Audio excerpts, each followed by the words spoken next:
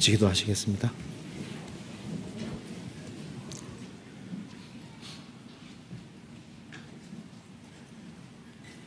은혜와 사랑이 풍성하신 하나님 아버지, 마땅히 형벌 받을 수밖에 없는 저희들을 주님의 보배로운 피로 구원해 주시고 하나님 자녀로 삼아 주셨습니다. 이 놀라운 은혜와 사랑을 생각할 때마다 저희들은 주님 앞에 감히 얼굴을 들 수 없습니다. 오늘도 주님 보배로운 피로 구속받은 형제자매님들 한자리에 같이 모여 있습니다. 이 가운데 주 성령께서 함께 해주시고 이 말씀을 통해서 저희들이 걸어가야 될 길을 알게 도와주시고 또 마음속에 있는 모든 의문을 제해 주시고 저희 발걸음을 말씀 위에 굳게 세워 주옵소서.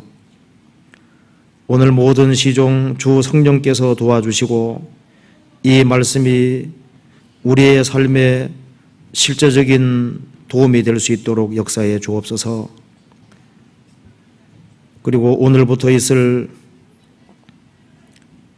주계 수양에 주님께서 도와주시고 이번에 말씀을 듣는 사람 가운데 한 사람도 잃어지는 사람이 없도록 자비를 베풀어 주옵소서.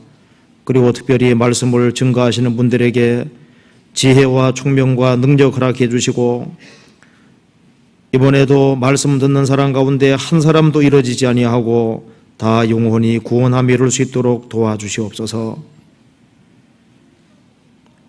오늘 이 시간 주 성령께서 함께해 주시고 주님의 뜻만을 온전히 나타내 주옵소서. 주 예수님 이름 받들어 기도하옵나이다. 아멘.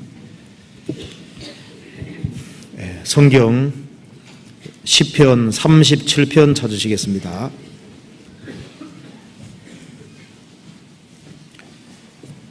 37편 1절부터 제가 한번 읽겠습니다. 37편 1절입니다. 행악자를 인하여 불평하여 하지 말며 불의를 행하는 자를 투기하지 말지어다. 저희는 풀과 같이 속히 배임을 볼 것이며 푸른 채소같이 쇠전할 것이미로다. 여호와를 의뢰하여 선을 행하라. 땅에 거하여 그의 성실로 식물을 삼을지어다. 또 여호와를 기뻐하라. 저가 내 마음의 소원을 이루어 주시리로다. 너의 길을 여호와께 맡기라. 저를 의지하면 저가 이루시고 내 의를 빛같이 나타내시며 내 공의를 정오의 빛같이 하시리로다. 여호와 앞에 잠잠하고 참아 기다리라. 자기 길이 형통하며 악한 꾀를 이루는 자를 인하여 불평하여 말지어다. 분을 거치고 노를 버리라. 불평하여 말라. 행악에 치우칠 뿐이니라. 대저 행악하는 자는 끊어질 것이나 여호와를 기대하는 자는 땅을 차지하리로다. 잠시 후에 악인이 없어지리니 내가 그곳을 자세히 살필지라도 없으리로다. 오직 온유한 자는 땅을 차지하며 풍부한 화평으로 즐기리로다. 그 다음에 23절입니다. 여호와께서 사람의 걸음을 정하시고 그 길을 기뻐하시나니 저는 넘어지나 아주 엎드러지지 아니함은 여호와께서 손으로 붙드심이로다. 내가 어려서부터 늙기까지 의인이 버림을 당하거나 그 자손이 걸시감을 보지 못하였도다.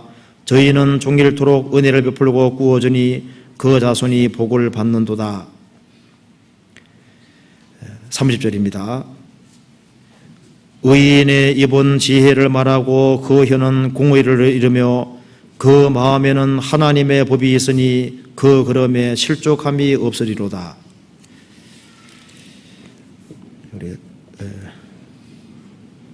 5절부터 4절부터 6절까지는 같이 한번 읽어보겠습니다. 또 여호와를 기뻐하라. 저가 내 마음의 소원을 이루어 주시리로다. 너의 길을 여호와께 맡기라. 저를 의지하면 저가 이루시고 내 의를 빛같이 나타내시며 내 공의를 정오의 빛같이 하시리로다. 예, 거기까지입니다. 지금 공주에서 추기의 수양회를 오늘부터 하게 됐습니다. 아까 7시에 전화를 해보니까 지금 1,800명이 등록을 했다고 하더라고요. 그리고 이 전도인들하고 또 봉사자를 합치면 한 2,300명 정도가 지금 공주에 모여서 있습니다.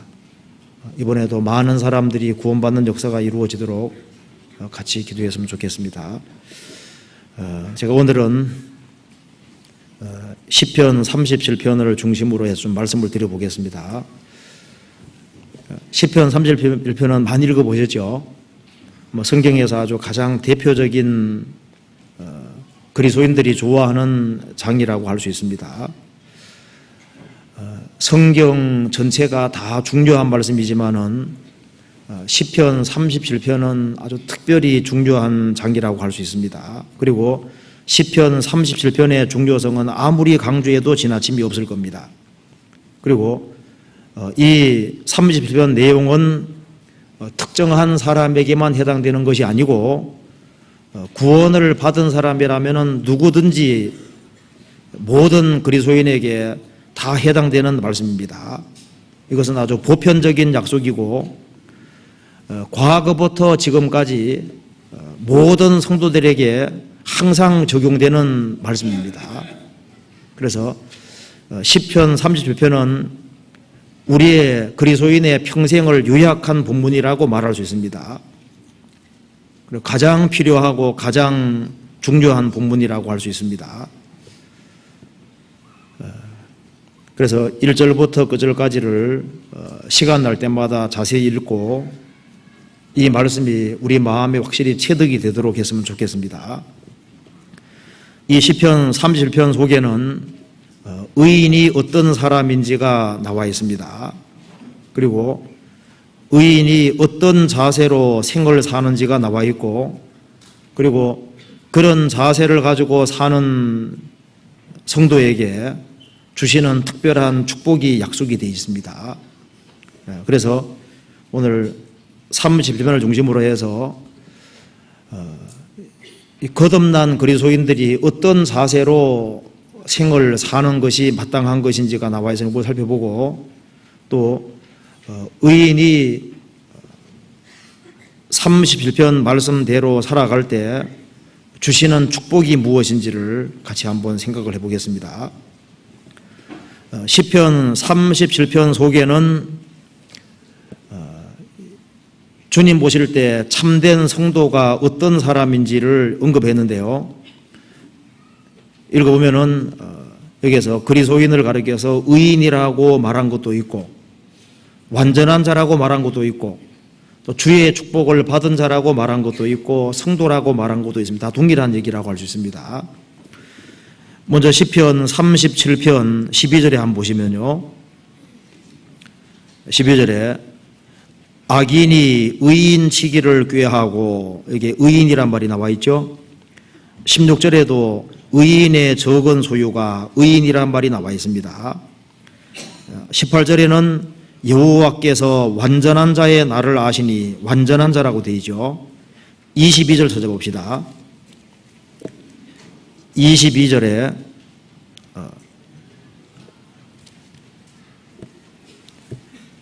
보면은 주의 복을 받은 자는, 주의 복을 받은 자, 이렇게 표현했습니다.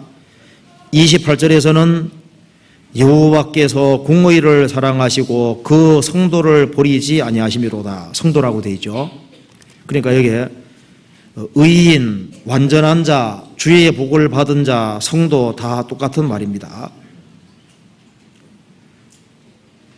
그런데 겉으로는 의인이고 성도인 것처럼 보이지만은 속이 아닌 사람도 물론 있습니다. 그건 물론 가짜 그리스도인이라고 할 수 있을 거예요. 거기에 30절에 보시면은 이런 말 나와 있죠. 의인의 입은 지혜를 말하고 그 혀는 공의를 이루며 그 마음에는 하나님의 법이 있으니 그 걸음에 실족함이 없으리로다.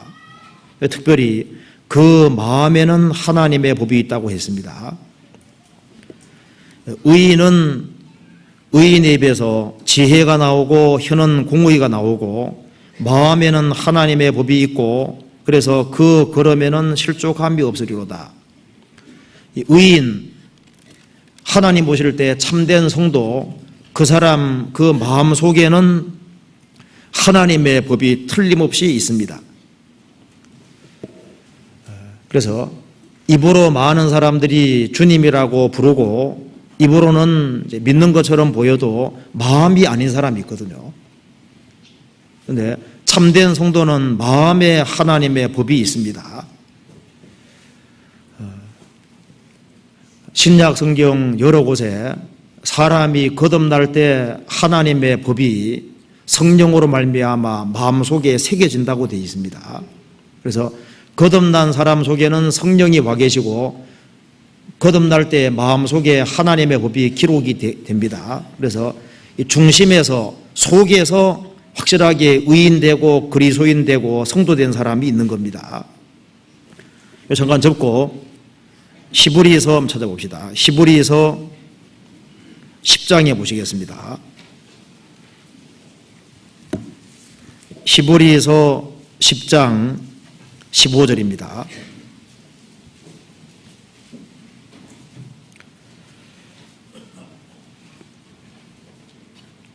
(362페이지입니다) 또한 성령이 우리에게 증거하시되 주께서 가라사대 그날 후로는 저희와 세울 언약이 이것이라 하시고 내 법을 저희 마음에 두고 저희 생각에 기록하리라 하신 후에 또 저희 죄와 저희 불법을 내가 다시 기억지 아니하리라 하셨으니 이것을 사하셨은즉 다시 죄를 위하여 제사 드릴 것이 없느니라.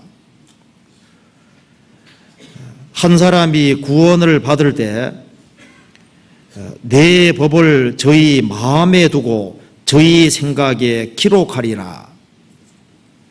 신약시대 확실히 중생하고 거듭난 그리스도인에게는 법이 하나님의 법이 마음속에 있고 생각에 기록된다고 말씀하셨습니다.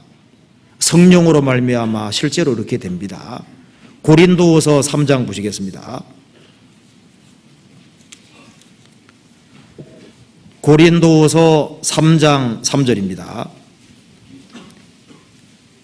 288페이지입니다. 3장 3절. 너희는 우리로 말미암아 나타난 그리스도의 편지니 이는 목으로 쓴 것이 아니요 오직 살아계신 하나님의 영으로 한 것이며 또 돌비에 쓴 것이 아니요 오직 육의 신비에 한 것이니라. 십계명은 돌비에 계명이 기록되어 있습니다. 그런데 그리스도인들은 육의 신비, 마음 신비에 하나님의 법이 성령으로 말미암아 기록이 됐습니다. 그래서 시편 37편 내용은 확실하게 생명을 소유한 사람, 법이 마음에 있는 사람, 그 사람이 의인이고 그 사람이 완전한 자고 주의 복을 받은 사람이고 성도라고 말씀했습니다. 그런데 아담이래로 인간은 타락된 죄인으로 났기 때문에 처음부터 의인인 사람은 없었습니다. 죄인으로 있다가 의인이 되는 것이기 때문에 한순간에 악인이었다가 한순간에 의인이 되는 겁니다. 태어날 때부터 성도인 사람은 없습니다. 여기 성도가 되려면은 중생, 거듭나는 일이 있어야만 중생할 때 그때 비로소 의인이 되고 성도가 되는 겁니다. 그리고 거듭날 때 신비하게도 법이 마음속에 기록이 되고 주님의 생명을 얻었기 때문에 새 사람으로 탄생이 되는 겁니다. 이 땅에 씨를 심고 싹이 터져서 꽃이 되는 그 과정 보면 생명은 참 놀라운 거잖아요. 거듭나지 아니한 사람하고 거듭난 사람하고는 근본적으로 다릅니다. 거듭난 사람은 하나님의 생명을 받은 사람이기 때문에 거듭나지 아니한 사람하고 똑같을 수가 없어요. 그래서 죄인이었다가 어느 순간에 의인이 될 때가 있습니다. 그러니까 거듭나기 전하고 후가 분명히 다른 것이 있습니다. 평생 소경으로 있다가 수술을 받아서 눈을 뜨게 됐을 때 처음으로 그 만물이 보일 때 얼마나 환희에 차고 기쁘지 않겠어요? 너무나도 영광스러울 겁니다.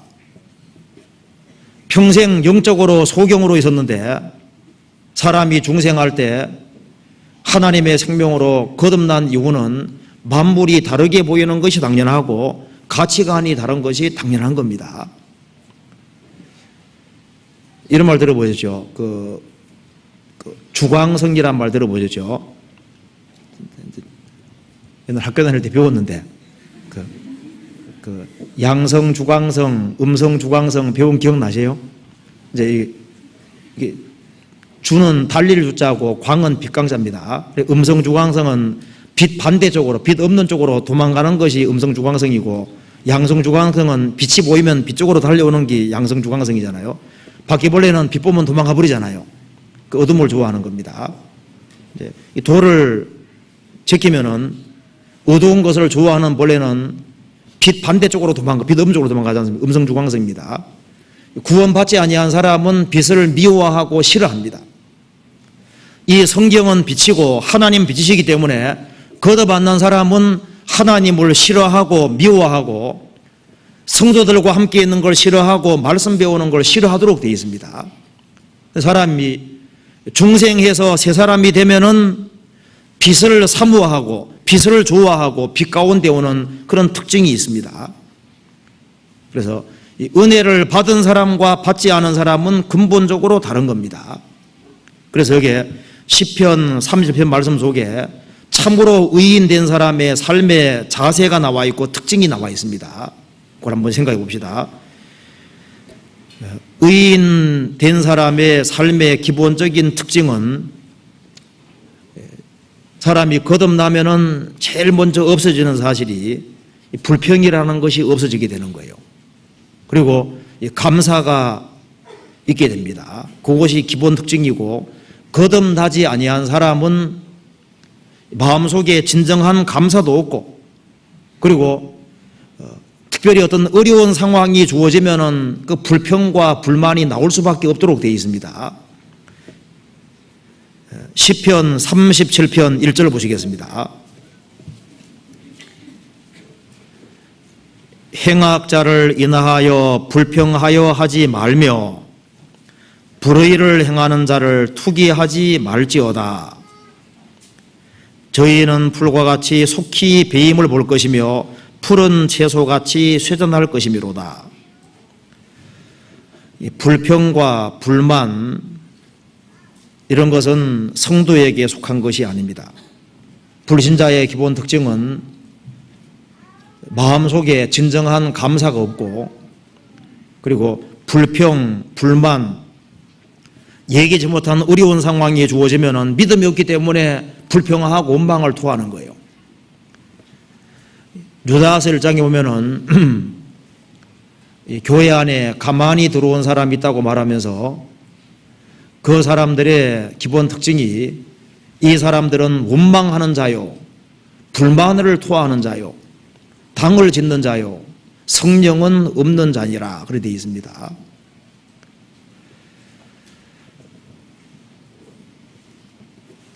평상시에는 다 감사하는 마음으로 사는 것처럼 보일지라도 중대한 어려운 상황에 떨어질 때 성도와 성도가 아닌 사람 차이가 나게 되는 겁니다.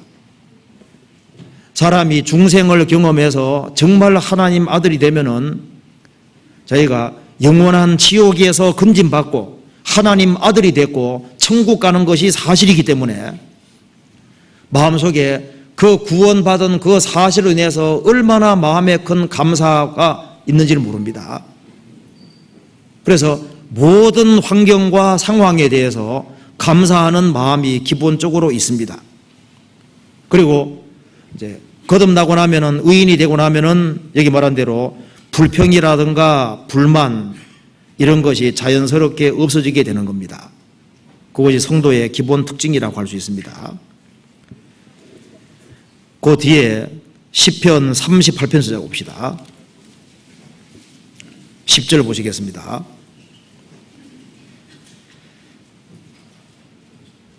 내 심장이 뛰고 내 기력이 쇠하여 내 눈의 빛도 나를 떠났나이다. 나의 사랑하는 자와 나의 친구들이 나의 상처를 멀리하고 나의 친척들도 멀리 섰나이다. 내 생명을 찾는 자가 울무를 놓고 나를 해하려는 자가 괴악한 일을 말하여 종일토록 괴계를 도모하오나 나는 기먹은 자같이 듣지 아니하고 벙어리같이 입을 열지 아니하오니 나는 듣지 못하는 자 같아서 입에는 변박함이 없나이다. 여호와여 내가 주를 바라사오니 내 주 하나님이 내게 응답하시리로다.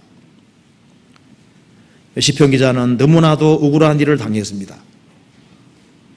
심장이 뛰고 고민이 많아지면은 눈도 흐려집니다.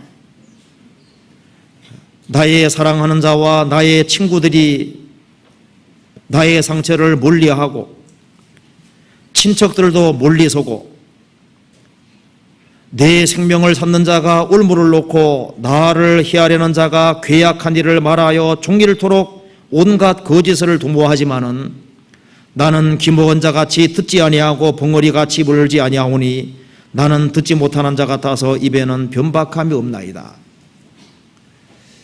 참된 성도가 되면은 내가 참된 성도인지 아닌지가 어려운 상황에 떨어지고 억울한 상황에 떨어질 때 그때 드러나는 거예요. 그때 거듭난 그리스도인에게는 감사가 있고 그리고 어떤 상황에서도 범사에 감사라 그러잖아요. 그래서 가장 어려운 상황에 떨어질 때도 입에는 변박함이 없나이다. 왜? 하나님을 믿기 때문에, 하나님이 도와줄 걸 믿기 때문에 불평이라는 것이 없어지는 겁니다. 그리고 순간적으로 불평이 생길 수 있지만은 지속적으로 불평하진 않을 겁니다. 틀림없이 없어질 거예요. 시편 39편 9절을 같이 읽어보겠습니다. 내가 잠잠하고 입을 열지 아니하오면 주께서 이를 행하신 영권이이다. 모든 것이 하나님의 허락하심 속에 되어진다는 것을 믿기 때문에 가장 억울한 상황 속에서도 내가 잠잠하고 입을 열지 아니하오면 주께서 이를 행하신 영권이이다.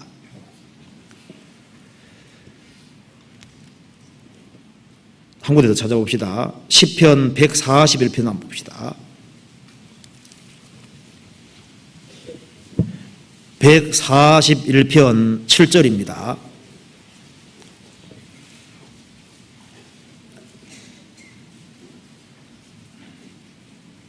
사람이 밭가라 흙을 부스러뜨림 같이 우리의 해골이 음부문에 흩어졌도다. 이 시편 기자는 최악의 상황이 있습니다. 사람이 밭가라 흙을 부스러뜨림 같이 우리 해골이 음부문에 흩어졌다. 산송장이다 그 말입니다. 생배장 당한 것과 같은 아주 가장 억울한 상황을 이렇게 표현하고 있습니다. 우리 해골이 음부문에 흩어졌다. 살아있지만 산 것이 아니다 그 말입니다. 너무 억울한 일을 당해서 생배장 당하고 죽은 거나 마찬가지 같은 이런 가장 처참한 상황 속에서 하는 기도입니다. 그 상황에서 어떻게 기도했는지 봅시다. 3절에 여호와여 내 입 앞에 파수꾼을 세우시고 내 입술의 문을 지켜서. 이 사람이 너무 억울한 일을 당하면은 입에서 온갖 불평이 나올 수 있잖아요. 네, 시편 기자는 말했습니다. 내가 지금 최악의 상황, 가장 억울한 상황 속에 있지만은 여호와여 내 입 앞에 파수꾼을 세우시고 내 입술의 문을 지켜줘서 내 입에서 엉뚱한 말이 나가지 않도록 주님 도와주십시오. 그리고 4절에 내 마음이 악한 일에 기울어 죄악을 행하는 자와 함께 악을 행치 말게 하시며 저희 진술을 먹지 말게 하소서. 이뿐 아니라 이런 어려운 상황 속에서도 내 마음도 악에 기울지 않도록 도와주십시오. 내 마음속에 어떤 보복하는 마음이라든가 원수를 갖고자 하는 그런 잘못된 마음을 갖지 않도록 내 마음도 악한 일에 기울지 않도록 도와주십시오. 그리고 죄악을 행하는 자와 함께 악을 행치 말게 하시며 저희 진술을 먹지 말게 하소서. 그리고 5절에 이렇게 얘기했습니다.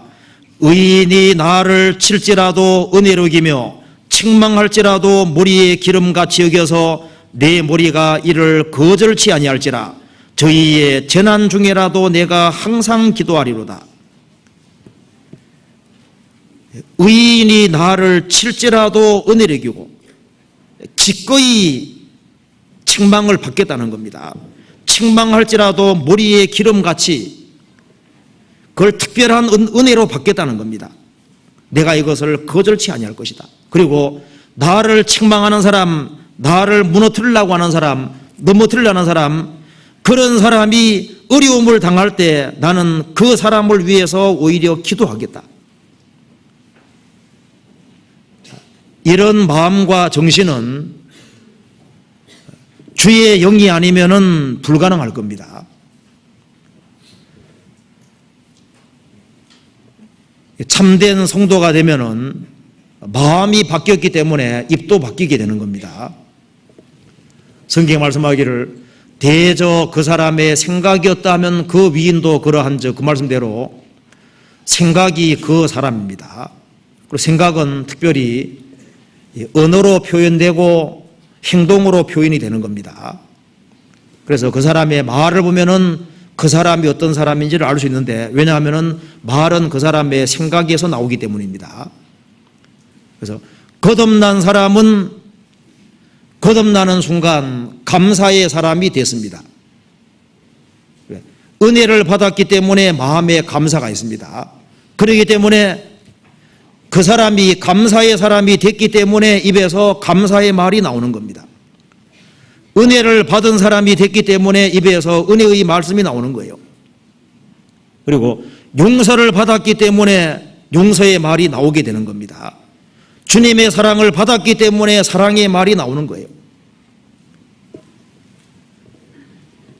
그래서 말에는 그 사람이 어떤 사람인지를 드러내주고 있는 겁니다. 참으로 의인된 사람의 특징 가운데 기본 특징은 마음에 감사가 생기고 어려운 상황에 처할지라도 일단 불평, 불만이 없어지는 기본 특징이 있습니다. 왜냐하면 사람이 거듭날 때 마음을 참으로 낮추지 아니하면 거듭나지 못하기 때문에요.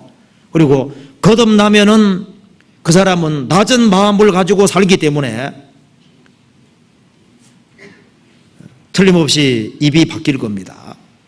여기에 시편 31편에서 성도의 특징, 의인의 기본 삶의 특징은 일단 입에서 불평, 불만이 없어질 것을 말하고 있습니다. 그래서 지속적으로 계속 불평하고 불만을 토한다면은 근본이 바르게 되어 있는지를 점검할 필요가 있습니다.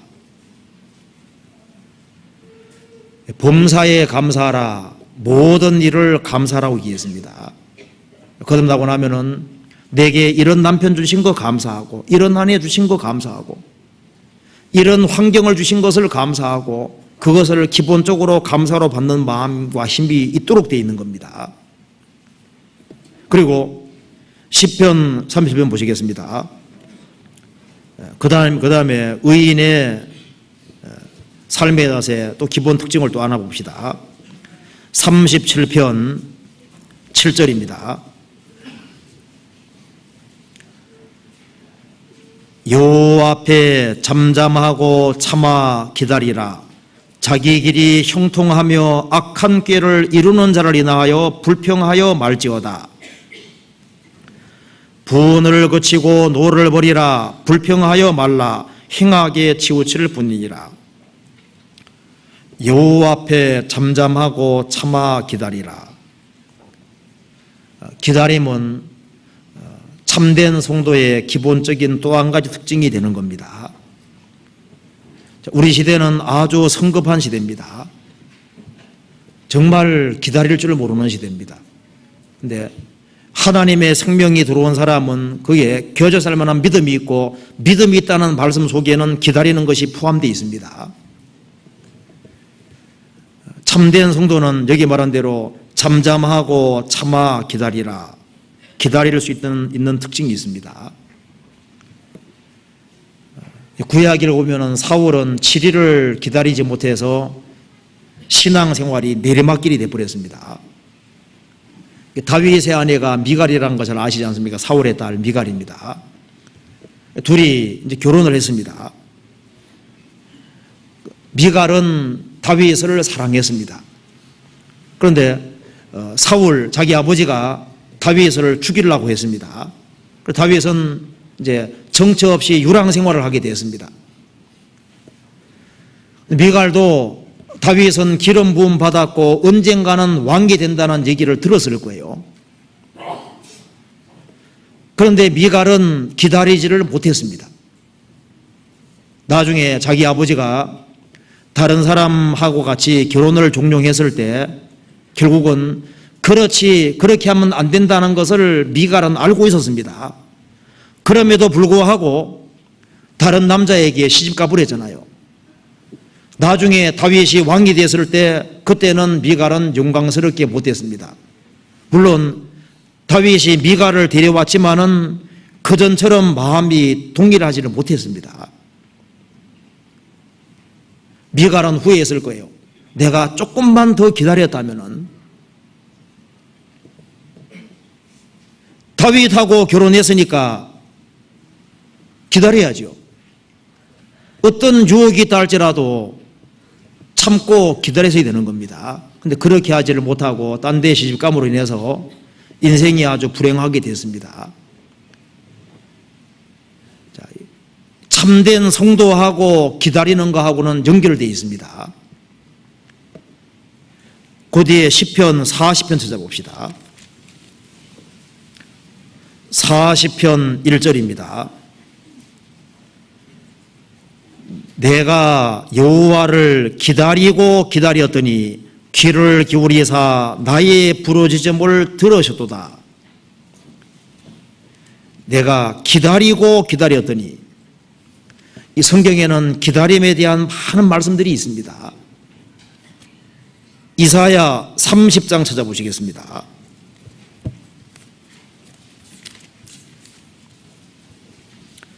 이사야 30장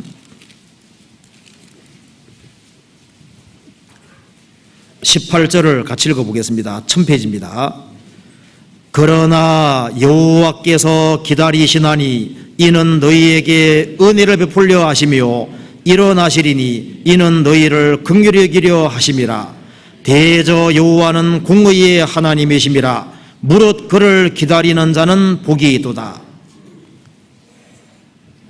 하나님께서는 축복을 주시려고 기다리고 있습니다. 사람은 하나님의 축복을 받으려고 기다리는 겁니다. 여기 기다린다는 말이 두 가지가 나와 있습니다. 하나님께서는 어떤 사람에게 축복해 주기 원하시냐면은 하나님을 기다리는 사람, 그 사람을 축복해 주기 원하시는 거예요. 하나님은 축복해 주려고 기다리고 있고 사람은 축복을 받으려고 기다리는 겁니다. 그리고 하나님의 템포와 인간의 템포, 발걸음이 달라요. 하나님은 하나님이시기 때문에 사람 봤을 때는 항상 하나님이 늦게 행하시는 것처럼 보입니다. 하나님은 가장 빨리 행하는 것인데 하나님이시기 때문에 늦게 행하는 것처럼 보이는 거예요. 근데 하나님은 가장 서두르시고 가장 빠르게 해주시는 겁니다. 그래서 사람이 하나님의 축복을 받기 원하면은 반드시 기다릴 줄 알아야 됩니다. 우리 시대에 왜 신앙이 성장하지 못하나 하면은 너무 조급하고 기다릴 줄을 모른다는 그 특징이 있는 거예요. 아브라함은 이같이 오래 참아 약속을 받았느니라. 하나님께서 자식 주겠다고 말씀하시고 20년 이상을 아브라함은 끈질기게 기다렸습니다. 기다려서 마침내 이삭을 약속으로 받았습니다. 요셉은 위대한 자가 되리라는 꿈을 받았지만은 그것이 이루어지기까지는 무려 13년의 세월을 기다려야 했습니다. 그는 끊임없이 기다렸고 하나님께서 마침내 그 약속을 이루어 주셨습니다. 하나님께서 내 마음의 약속을 소원 이루어 주기를 원하고 하나님 약속을 원하는 사람은 반드시 기다려야 됩니다. 엘가나에게 두 아내가 있었습니다. 하나는 브린나고 하나는 한나입니다. 브린나는 자식을 잘 낳고 잘 돼 가잖아요. 한나는 자식이 없습니다. 브린나가 대적이 됐다고 되어 있는데 대적이 히브리 말로 사탄입니다. 브린나는 끊임없이 한나를 괴롭혔습니다. 한나는 하나님께 오랫동안 기도하고 눈물로 기도하고 통곡하면서 기도했습니다. 그리고 간절히 기도했어요. 그리고 하나님께서 도와주기를 기다린 겁니다. 그래서 나중에 사무엘이라는 자식을 받았습니다. 이같이 오래 참아 약속을 받았느니라. 이 세상에서는 서둘러서 되는 일이 없습니다. 농부는 봄에 씨를 뿌리고 난 이후에 적어도 밭에 한 수확하기까지 한 100번 이상 가본다고 하죠. 100번 이상. 그래서 가을까지 오랫동안 기다려서 마침내 결실을 맺는 겁니다. 우리 어릴 때 파브로 곤충기 다 읽어봤을 거예요. 그 사람이 그 곤충기 쓰기 위해서 한 자세로 오랫동안 관찰하고 기다리고 그런 것이 없이는 그런 역작이 나올 수가 없는 겁니다. 에디슨이 전구 발명할 때 2000번 정도 실패를 거듭해서 만들었다 그러잖아요. 이 세상에서 쉽게 되는 일이 없습니다. 세상 일도 그러한데 신앙생활을 속에서 하나님의 축복을 경험하고 하나님의 도우심을 경험하기 위해서는 기다려야 되고 그건 믿음 있는 사람이 아니면 기다릴 수가 없는 겁니다. 그래서 성도의 기본 특징이 성경에 나와 있는 대로 기다리는 것이 성도의 또 한 가지 특징입니다. 그리고 다시 한번 찾아봅시다. 성도의 기본 특징 또 한 가지 봅시다. 시편 37편 3절입니다. 3절은 같이 읽어보겠습니다. 여호와를 의뢰하여 선을 행하라. 땅에 거하여 그의 성실로 식물을 삼을지어다. 여기 여호와를 의뢰하여 선을 행하라. 거듭나지 아니한 사람은 심중 깊숙한 걸 살피면은 결국은 돈을 의지하고 자기를 의지하고 권력을 의지하고 자기 머리를 의지하고 눈에 보이는 무엇인가를 의지하고 기댑니다. 그런데 참된 성도가 된 사람은 이 세상이 얼마나 헛되고 얼마나 부질없는지를 압니다. 창조주가 따로 계신데 눈에 보이는 것을 의지하는 모든 것이 얼마나 어리석은지를 아는 거예요. 참으로 거듭난 사람은 사람을 기대지 않을 겁니다. 너희는 인생을 의지하지 말라. 그의 호흡은 코에 나니 수에 칠 가치가 어디 있느냐. 방백들을 의지하지 말며 도울 힘이 없는 인생도 의지하지 말지니 그 호흡이 끊어지면 당일에 그 도모가 소멸하리로다. 우리가 눈에 보이는 것을 더 의지하면 하나님 싫어하실 겁니다. 우리가 생을 살아가면 살아갈수록 사람은 기댈 만한 것이 못 됩니다. 그래서 자기 아내도, 자기 남편도, 자기 친한 친구도, 그 어느 누구도 주님보다 더 의지하고 기대면 안 됩니다. 성도의 특징은 여기 말한 대로 여호와를 의뢰하여 하나님께만 기대는 거예요. 우리는 우리 인생을 하나님께 걸은 사람입니다. 여호와를 의뢰하여 하나님을 기대는 겁니다. 여호와를 의뢰하여 선을 행하라. 땅에 거하여 그의 성실로 식물을 삼을지어다. 그래서 불평하지 아니하고 잠잠히 참아 기다릴 뿐 아니라 적극적으로 하나님을 의지하면서 선을 행하라. 땅에 거하여 그의 성실로 식물을 삼을지어다. 적극적으로 선을 하나님 의지하고 선을 행하라고 말씀했습니다. 그리고 선을 행하되 꾸준하게 성실로 식물을 삼을지어다. 밥을 4끼 먹으라는 얘기입니다. 아침, 점심, 저녁 먹고 그 다음 뭘 먹습니까? 성실을 밥 먹듯이 먹으라 그 말입니다. 그러니까 매일매일 성실하게 살아가면서 꾸준히 선을 행할 것을 말씀하는 겁니다. 이제 그렇게 하기를 주님께서 원하시는 거예요. 그래서 이 성령은 성실의 영입니다. 그래서 이 게으름이 많은 사람도 거듭나고 나면은 성령이 재촉하는 것이 있기 때문에 이제 바쁘게 움직이는 이제 그런 사람이 되도록 되는 겁니다. 게으름이 많은 사람도 거듭나 봐요. 건질 사람이 얼마나 많고 할 일이 얼마나 많은데요. 그래서 이 부지런한 사람이 되도록 되어 있습니다. 성실로 식물을 삼을지어다.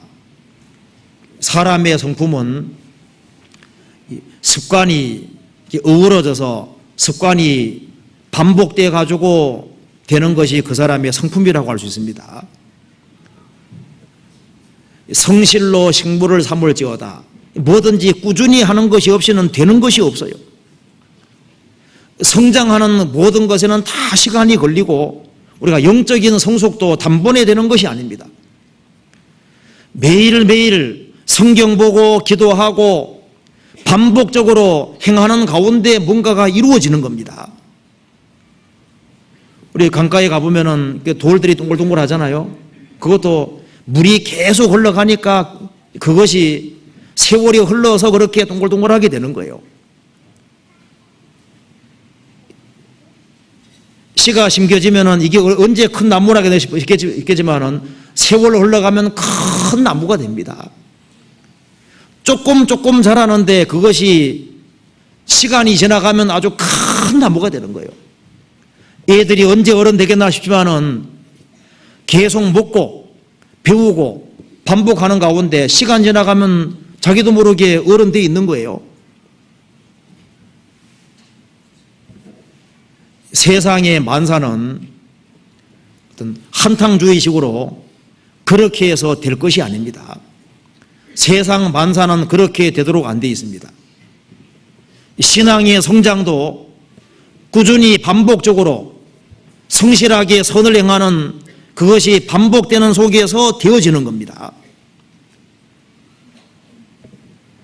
그래서 꾸준하게 행한다는 것이 삶에서 가장 필요한 겁니다.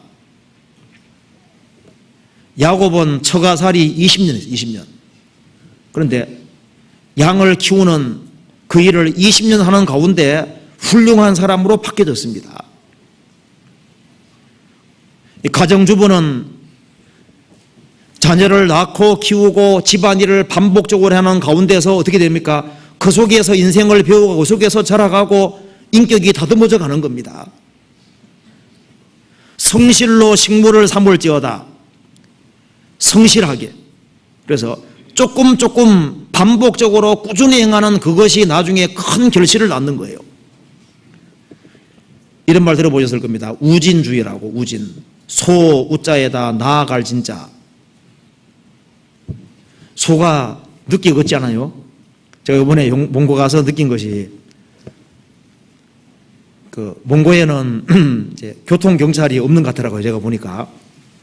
그래서 막 보통 140km, 160km 막 밟고 가는데요. 교통경찰이 없어요. 경찰은 이제 말 지나갈 때, 소 지나갈 때, 양 지나갈 때, 그때 서야 됩니다. 그런데 차가 오면은 말도 피하고 다 피하는데 소는 안 그래요, 소는. 차가 빨리 가는데도 불구하고 소는 그냥 찻길에 서가지고 있잖아요. 피할 줄도 모르고. 그래서 좀 아주 우둔하다 생각도 들고요. 그리고 걸음이 얼마나 느린지 몰라요. 그런데 소가 느리지만은 소도 한 걸음 한 걸음 계속적으로 걸어가면은 멀리까지 갑니다. 멀리까지. 우리가 조금 익혀 나가면은 그것이 나중에 그 쌓이기만 하면은 엄청난 것이 되는 거예요. 이 꿀벌통에 꿀 채우는 거 봐봐요.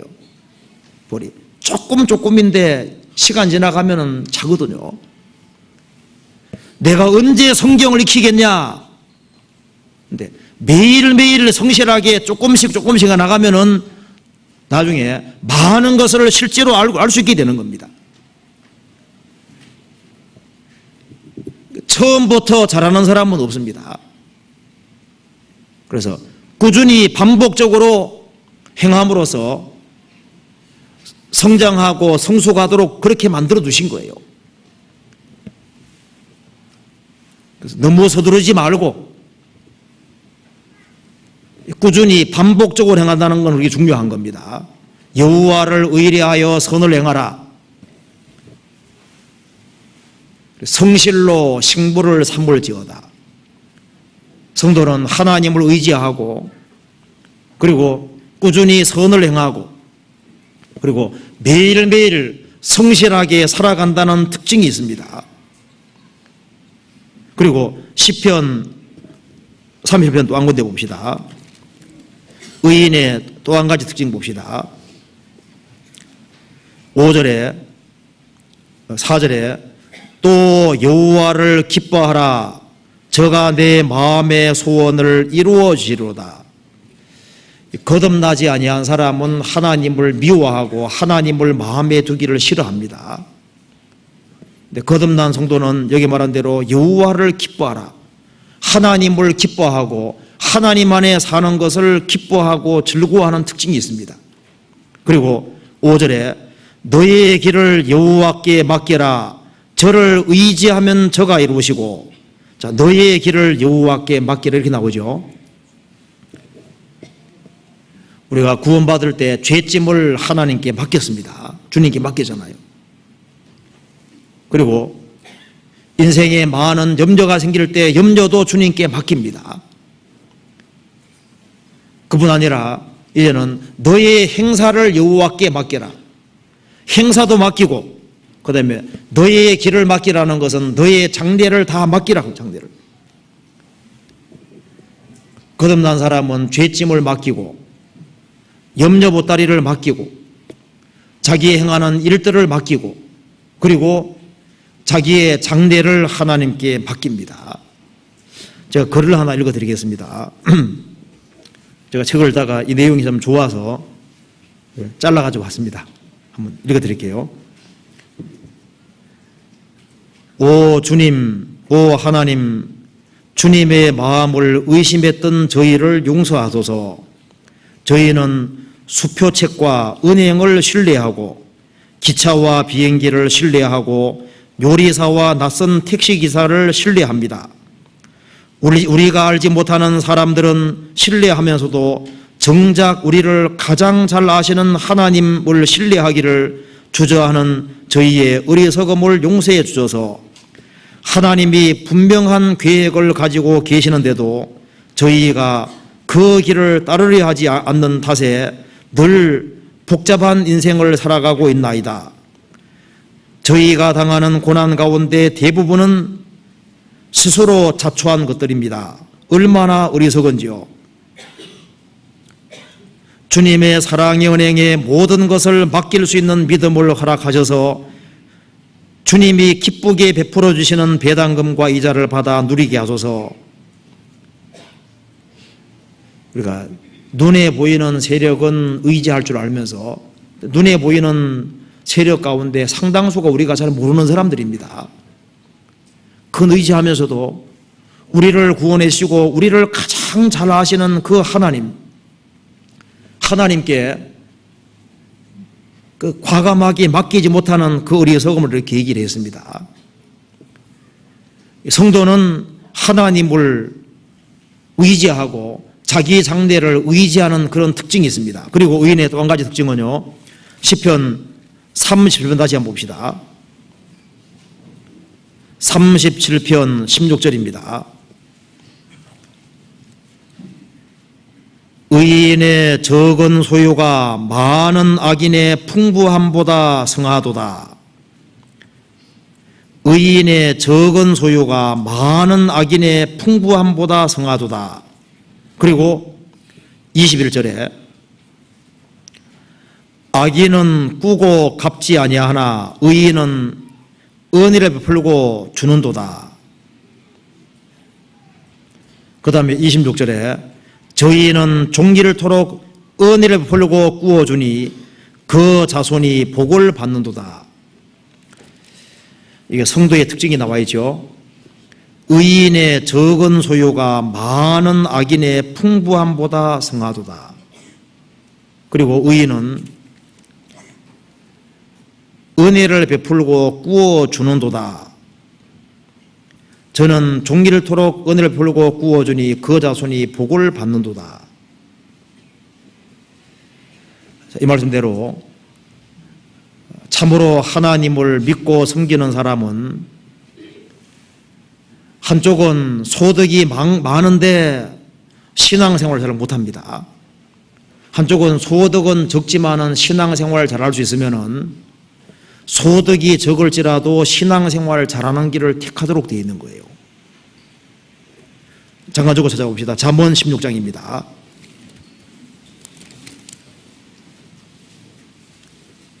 잠언 16장 8절입니다.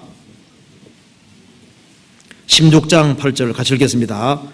적은 소득이 의를 겸하면 많은 소득이 불의를 겸하는 것보다 나으니라. 소득은 많은데 신앙생활을 잘 못합니다. 그보다는 소득이 적을지라도 신앙생활을 잘할 수 있으면 그 길이 훨씬 낫다는 겁니다. 낫고 말고죠. 이것은 이 세상이 전부가 아니고 하나님의 살아계심을 확실하게 믿고 약속의 말씀을 믿는 사람이 아니면 그렇게 안 되는 거예요.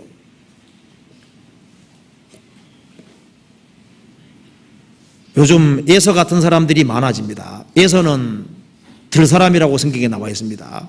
야곱은 종용한 사람이라고 나와 있잖아요.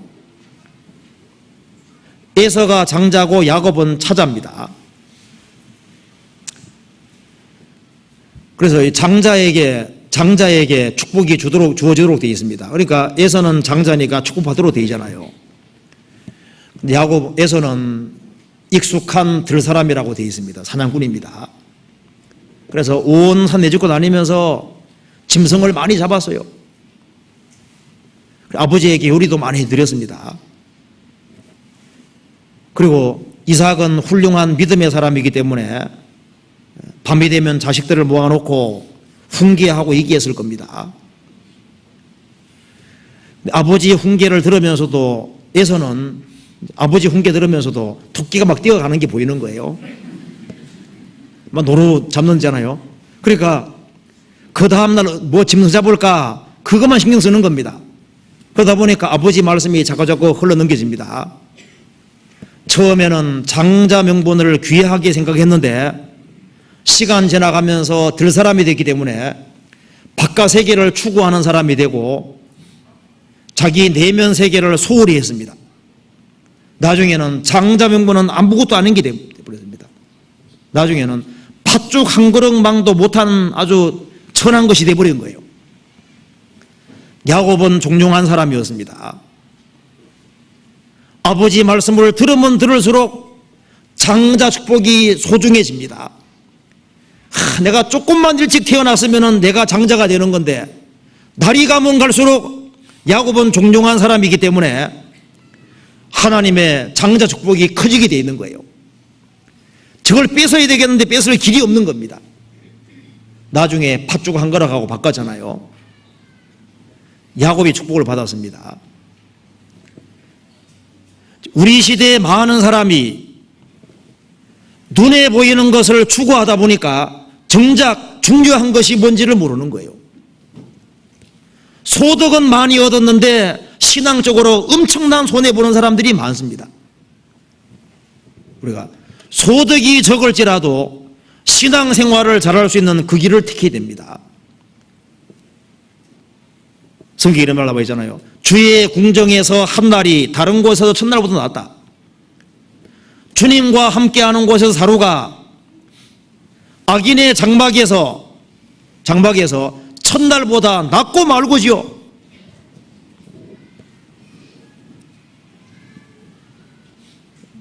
사람이 거듭나서 정상적으로 주님과 교통이 이루어지고 정상적인 마음 자세를 가지고 있다면은 소득은 좀 적을지라도 신앙생활을 잘하는 그 길을 택할 겁니다. 그게 더 중요하고 말고죠.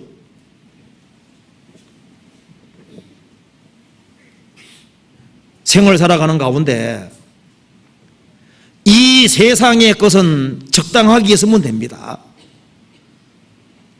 그것 때문에 우리 마음이 빼앗기고 신앙 자세가 틀어지면 안 되는 거예요. 그리고 의인은 소유가 적을지라도 알뜰살뜰하게 벌어서 그걸 잘 활용해서 다른 사람을 건지는 데 사용하는 겁니다. 의인은 은혜를 베풀고 구워준다고 되어 있잖아요. 적극적으로 물질을 바른 데 사용을 하는 겁니다. 내 식물을 물 위에 던지라 여러 난로에 도로 찾으리라 7에게 8에게 나누어 줄지어다. 너의 식물을 물 위에 던지라. 성령 역사하는 곳에 말씀 역사하는 곳에 던지라고 했습니다. 여러 날 후에 도로 찾으리라. 성도는 적은 소득일지라도 신앙생활 잘하는 길을 택하고 그리고 나의 도움을 필요하는 사람에게 적극적으로 도움을 주는 그런 사람이라고 얘기를 했습니다. 그래서 이 시편 31편 말씀 속에 의인의 특징이 무엇인지가 나와 있고 그리고 의인에게 주시는 축복이 나와 있습니다. 자, 의인에게 주시는 축복이 뭔지를 한번 생각해 봅시다. 시편 37편 33절 찾아보시겠습니다.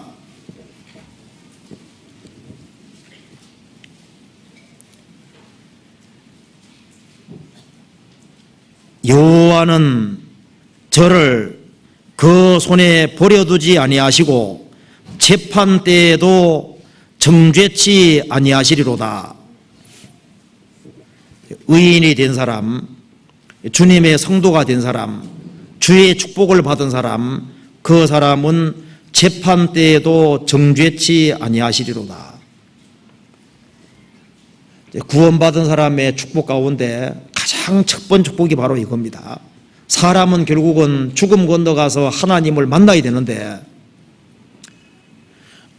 하나님 앞에 섰을 때 재판 때에도 정죄치 아니하시리로다. 다시는 정죄와 심판을 받지 않게 됐다면 이것만큼 축복이 어디 있겠습니까? 그 앞에 시편 34편 찾아보시겠습니다. 34편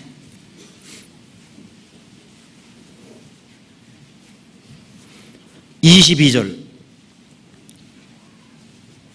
같이 읽어보겠습니다.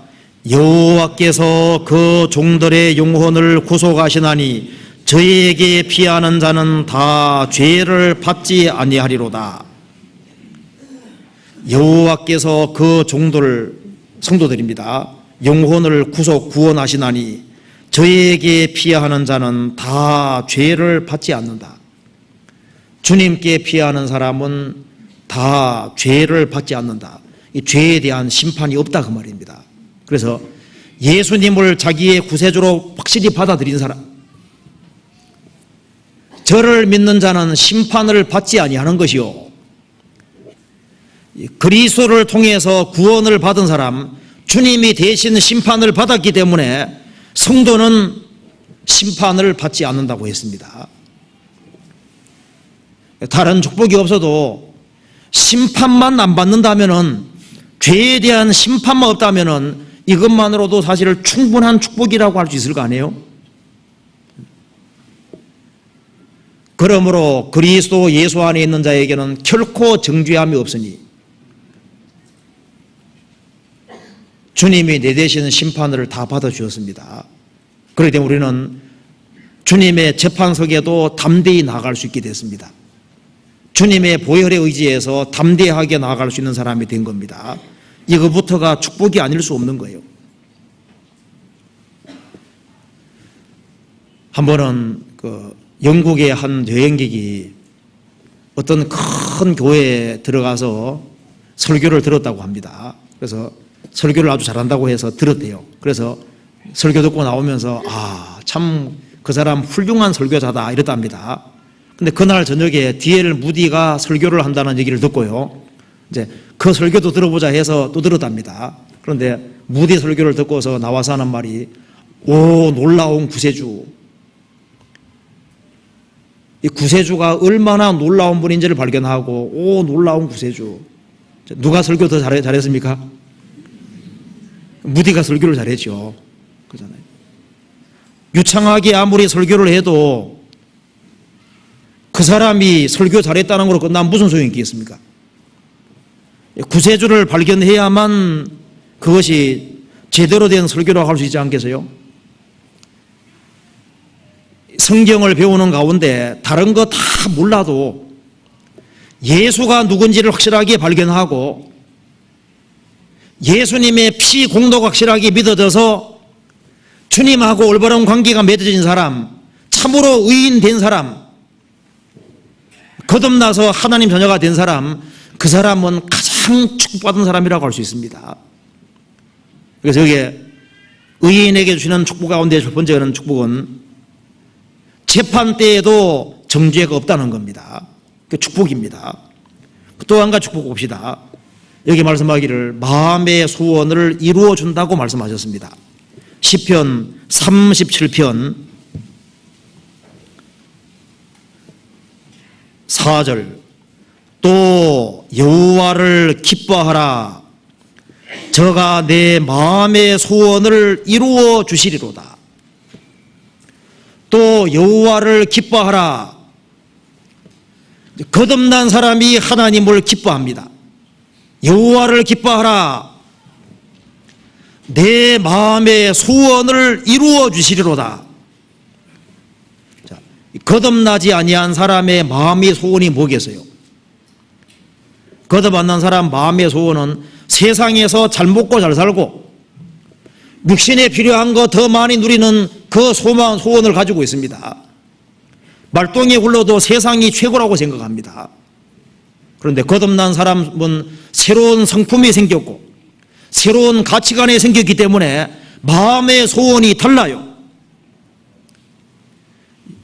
사람이 거듭나면은 거듭나고 난 이후에 마음의 소원이 없습니까? 있잖아요. 이 세상 사람의 소원과는 다른 소원이 있습니다. 주님의 뜻대로 바르게 살고자 하는 소원이 있는데 그것이 마음대로 안 되니까 그것이 안타까운 거예요. 거듭난 사람 중에 누구도 죄 가운데 살기를 원치 않습니다. 그런데 넘어지는 자기를 볼 때마다 안타깝잖아요. 자기가 저주스럽기도 하고 구세주 마음을 아프게 하기 때문에 힘든 거예요. 그래서 거듭난 사람은 마음의 소원이 있는데 주님 말씀대로 살고자 하는 소원이 틀림없이 있습니다. 그래서 당장은 안 되는 것처럼 보여도 시간 지나가면은 점점 아들답게 만들어 가시는 거예요. 마음의 소원을 이루어 주시리로다. 거듭나지 아니한 사람 소원과 거듭난 사람 소원은 다릅니다. 사람이 거듭나고 나면은 주님 몸된 교회 안에서 끝까지 주님 오시는 그날까지 귀하게 쓰임 받으려는 소원이 있는 거예요. 그렇지 않습니까? 그리고 집안 식구들이 구원되기를 소원하는 그 소원이 있습니다. 그렇잖아요. 거듭난 사람은 거듭 않는 사람하고 소원이 다릅니다. 이 세상에서 더 많은 사람들이 구원받기를 소원하는 그 소원이 있습니다. 그래서 내 한 사람이 희생하고 수고하더라도 더 많은 사람들이 구원받기를 소원하는 그 소원, 이 세상에서 주님 영광 나타나기를 소원하는 그 소원이 틀림없이 있는 거예요. 그리고 시간 지나가면은 주님께서 소원을 이루어져 왔다는 걸 알 수 있습니다. 더딜지라도 소원을 이루어주고 계신 거예요. 그리고 우리 마음에 원하는 것보다 더 많은 것을 주시고 계십니다. 시편 17편 찾아봅시다. 17편 14절을 보시겠습니다.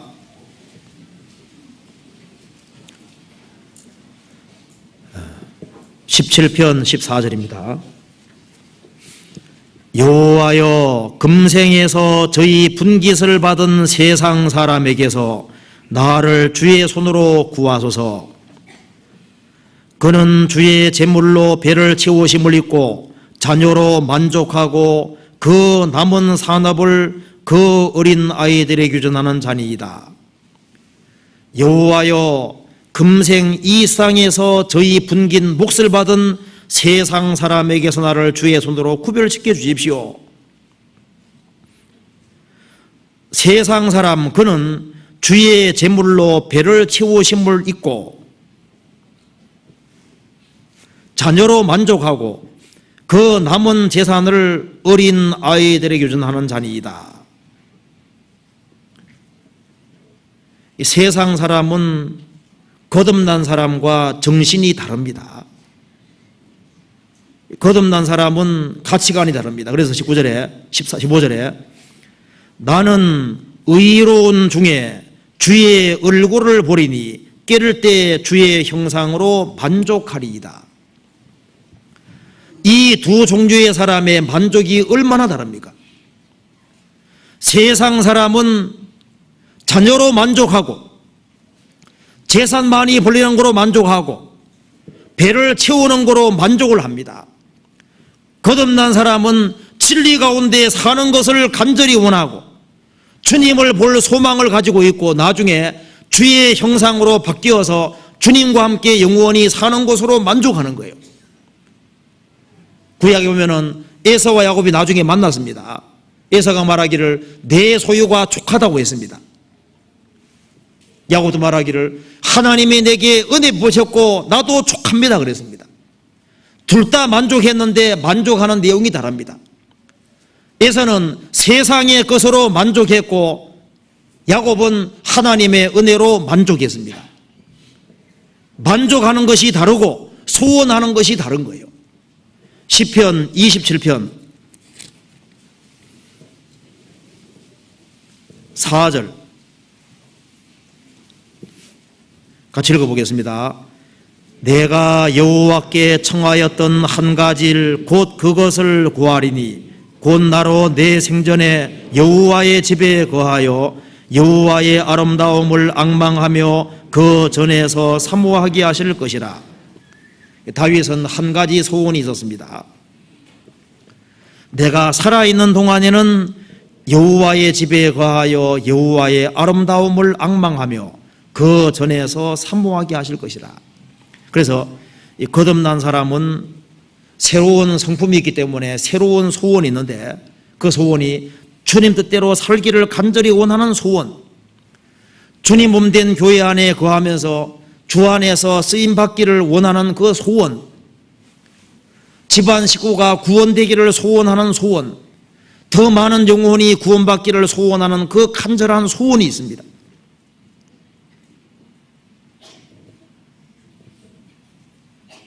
그리고 그리스도인들은 세상 사람들이 모르는 소원이 있습니다. 그 영생의 소망을 가지고 있잖아요. 그 영생을 간절히 소망합니다. 주님 오시는 그날 영생하고 그리고 부활의 몸을 입고 천국에서 주님과 더불어 영원히 살 소망, 미래적인 소망이지만 그 소망을 품고 삽니다. 그 소원이 마침내 이루어집니다. 여호와를 기뻐하라. 내 마음의 소원을 이루어 주시리로다. 그 외에 그리스도인들은 주의 뜻대로 간절히 소원하는 소원이 있습니다. 어떤 사람은 주님 영광을 위해 살기 위해서 결혼을 소원하는 소원도 있습니다. 주님의 영광을 위해서이기 때문에 주님 들어주실 거 아니에요. 제가 왜 이 말 나왔는지 모르겠네요.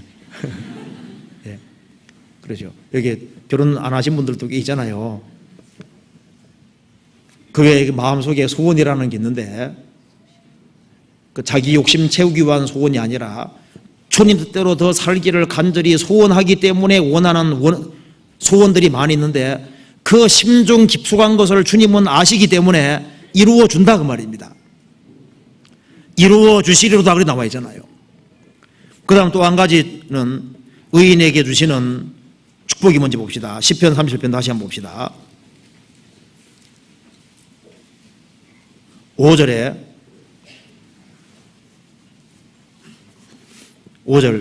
너희의 길을 여호와께 맡기라. 저를 의지하면 저가 이루시고 내 의를 빛같이 나타내시며 내 공의를 정오의 빛같이 하시리로다. 약속입니다. 너희의 길을 여호와께 맡기라. 저를 의지하면 누가 이룹니까? 저가 이루시고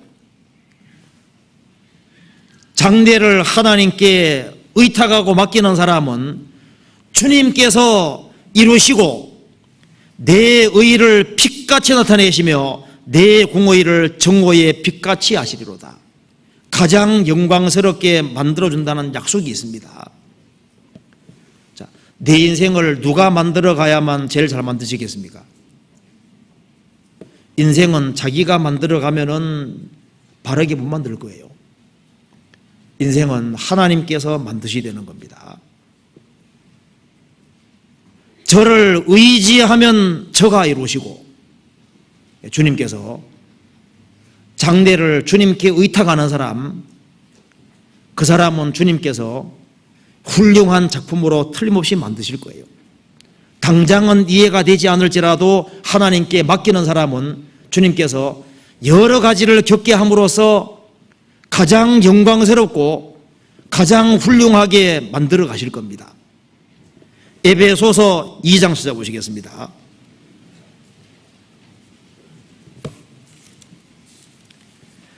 에베소서 2장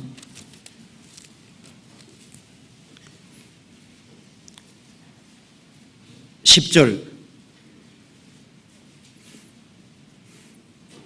같이 읽어보겠습니다. 우리는 그의 만드신 바라 그리스도 예수 안에서 선한 일을 위하여 지으심을 받은 자니 이 일은 하나님이 전에 예비하사 우리로 그 가운데서 행하게 하려 하심이라. 이 말씀에서 우리는 그의 만드신 바라, 다른 번역에는 우리는 그의 메스트피스다, 우리는 하나님의 작품이다, 이런 작품이라고. 우리는 그의 만드신 바라, 우리는 그의 작품이다. 타락된 죄인이 구원을 받고 또 하나님께서 여러 가지를 겪게 하심으로 영원한 천국의 덕에 서게 할 때 작품으로 주님 만들어 세우시는 겁니다. 조각가가 여러 명 있다 해봅시다. 그러면은 어떤 돌이 있다면은 가장 훌륭한 조각가에게 의탁하는 것이 제일 좋은 길입니다. 가장 훌륭한 조각가는 가장 복잡한 과정을 겪게 하겠지만은 그렇지만은 가장 훌륭한 작품 만들 거예요. 군대에 갔다면은 가장 훌륭한 군인으로 만들 수 있는 그런 사람이 있다면은 그 사람에게 의탁하고 맡기면 그 사람이 가장 훌륭하게 만들 거 아니에요? 그래서 훈련하느라고 고생은 되겠지만은 작품으로 만들 겁니다.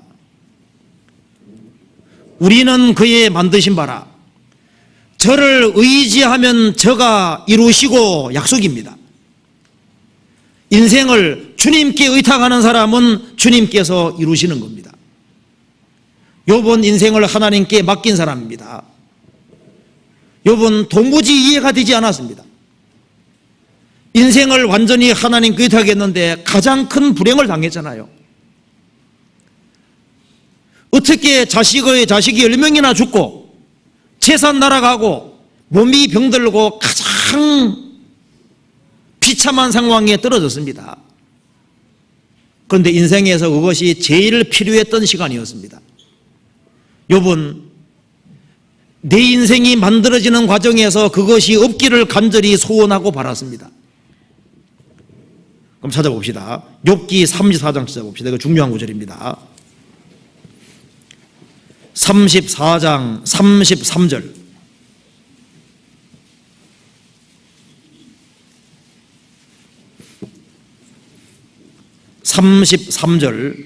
같이 읽어보겠습니다.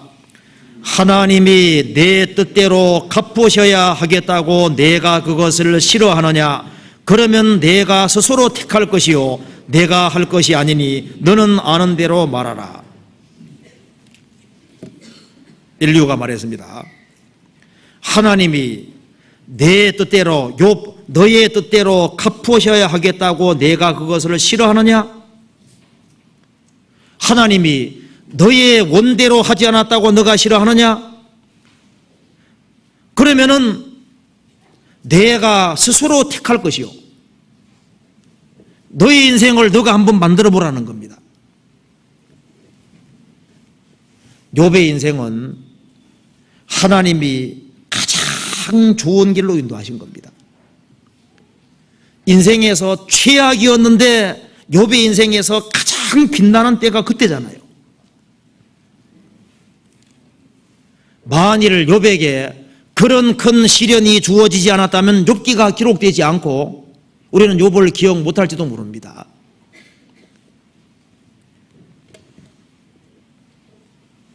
하나님께서 욥이 하나님께 인생을 맡기니까 저를 의지하면 저가 이루시고 인생을 가장 빛나게 만들어 주신 겁니다. 하나님이 내 뜻대로 갚으셔야겠다고 내가 그것을 싫어하느냐? 그러면 내가 스스로 택할 것이요 내가 할 것이 아니니 너는 아는 대로 말하라. 너의 인생을 너가 엮어가면 좋을 것 같지만 그렇지 않다는 겁니다. 여기 구원받으신 분 중에 나는 인생을 주님께 의탁하고 살아가는데 왜 인생이 이 모양 이 꼴이냐 그 말입니다. 네 인생에서 이런 코스는 그냥 없어지면 좋겠다고 생각할지 몰라도 그건 자기 생각입니다.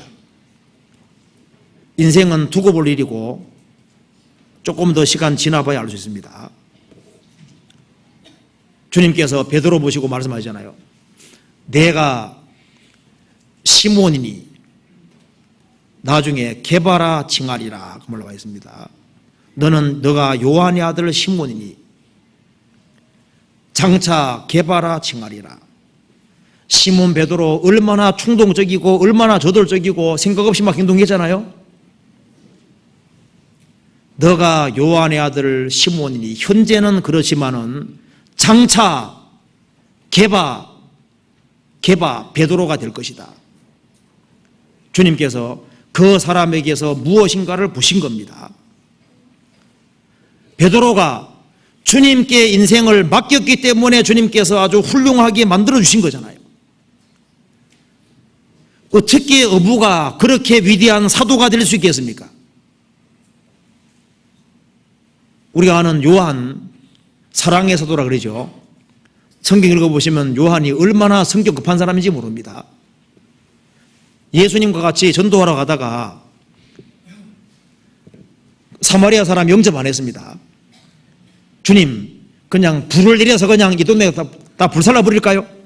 그냥 싹 없애 버릴까요? 성격이 얼마나 급한지 몰라요. 사랑이라는 걸 찾아볼 수도 없습니다. 나중에 얼마나 바뀌었습니까? 사랑의 사도로 완전히 바꿔놨습니다. 우리의 아들 부한에게 우리의 아들을 그렇게 바꿔놓은 거예요. 저를 의지하면 저가 이루시고, 그 야곱 얼마나 약은 사람입니까? 얼마나 꾀두래요. 꾀가 얼마나 많은지 몰라요. 장깨가 많습니다. 그렇지만은 야곱도 인생을 주님께 맡겼습니다. 그렇기 때문에 주님께서 이스라엘로 바꿔주신 거예요. 베드로, 야고보, 요한 이런 사람이 어부지만은 인생을 주님께 맡겼을 때 주님께서 그 사람을 가장 위대하게 만드신 것이 사실이잖아요. 저를 의지하면 저가 이루시고 주님 이루어 가십니다. 그 호세아서 보면 이런 말이 나오잖아요. 이스라엘 민족이 불순종의 길을 걸어갈 때 하나님께서 좀과 같은 모습 나타나셔서 이스라엘의 좋은 걸 몰래 뺏어갔습니다. 근데 호세아 14장 보면은 이스라엘 민족이 다시 순종의 길을 들어서고 하나님 붙잡았을 때 내가 그들에게 이슬과 같다 그랬습니다. 이슬과 같다고. 이슬은 밤에 조용하게 내립니다. 그래서 좋은 역사를 이루는 거예요. 인생을 주님께 의탁하는 사람은 주님께서 눈에 보이지 않지만은 이슬처럼 조용히 내려오셔서 조용히 계속 역사를 하고 계십니다. 그래서 시간 지나가면은 주님께서 아주 귀한 결실로 그리고 아주 귀한 인생으로 실제로 만드시는 거예요. 로마서 8장 찾아보시겠습니다. 로마서 8장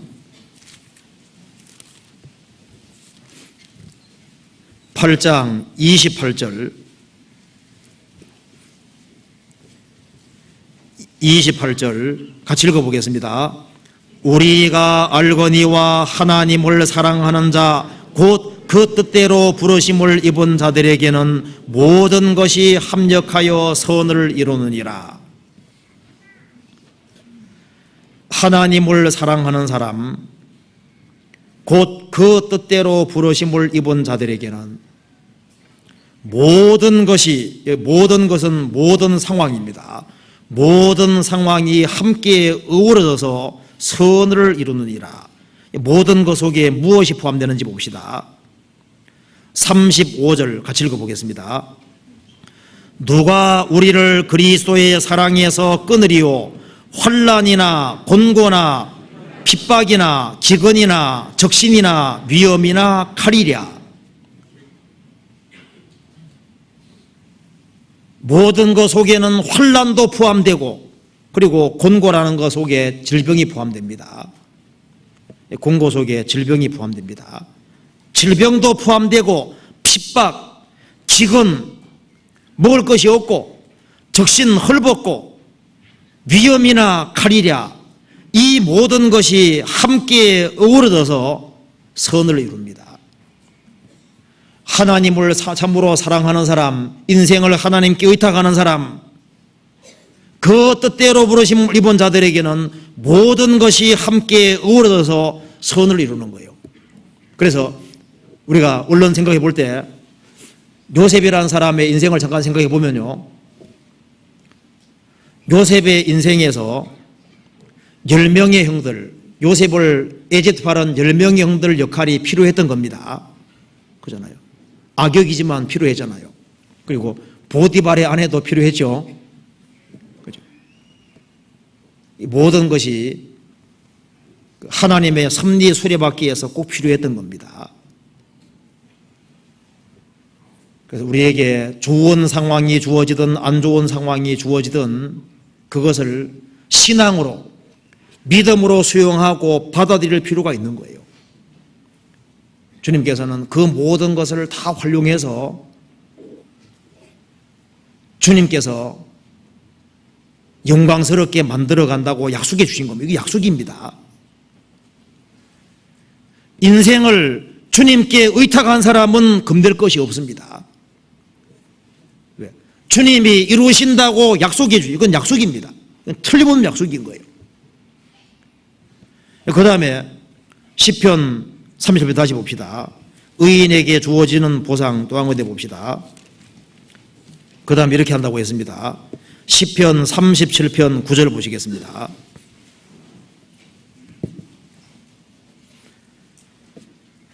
대저 행악하는 자는 끊어질 것이나 여호와를 기대하는 자는 땅을 차지하리로다. 여기 땅을 차지한다고 했습니다. 11절에 오직 온유한 자는 땅을 차지하며 풍부한 화평으로 즐기리로다. 땅을 차지한다고 했습니다. 그 다음에 29절 의인이 땅을 차지하며 거기 영영이 거하리로다. 34절 여호와를 바라고 그 도를 지키라. 그리하면 너를 들어 땅을 차지하게 할 것이라. 죄인이 끊어질 때 내가 목도하리로다. 여기에 땅을 차지한다는 말이 계속 나와 있죠. 자, 의인은 땅을 차지할 것이다. 그리고 18절은 같이 읽겠습니다. 18절 같이 읽겠습니다.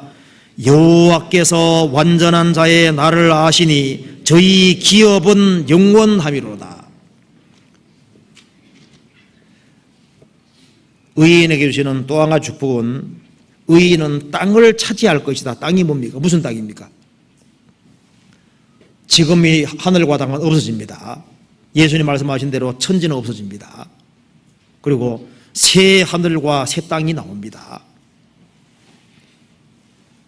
의인은 새 하늘과 새 땅에 들어갈 뿐 아니라 새 하늘과 새 땅에서 뭐가 있느냐 하면 기업이 있는데 18절에 말한 대로 여호와께서 완전한 자의 날을 아시니 영역본에 데이즈 복수로 되어 있습니다.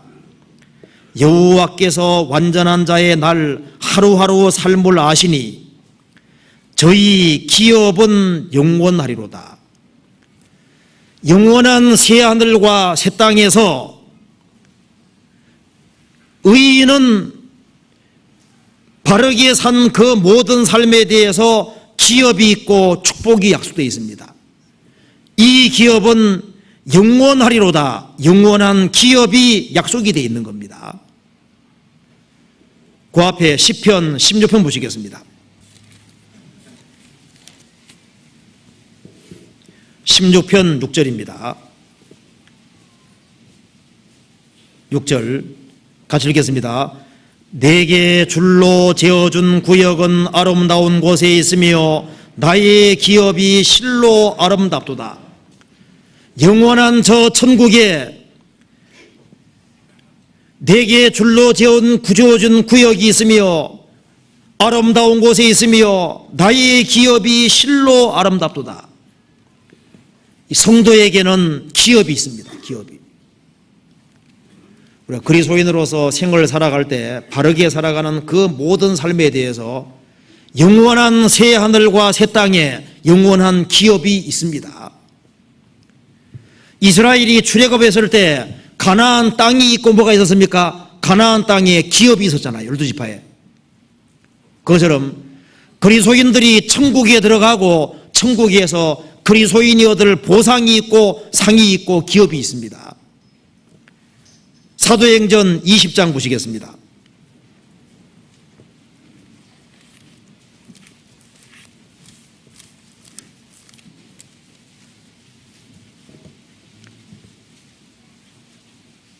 (20장) 32절입니다.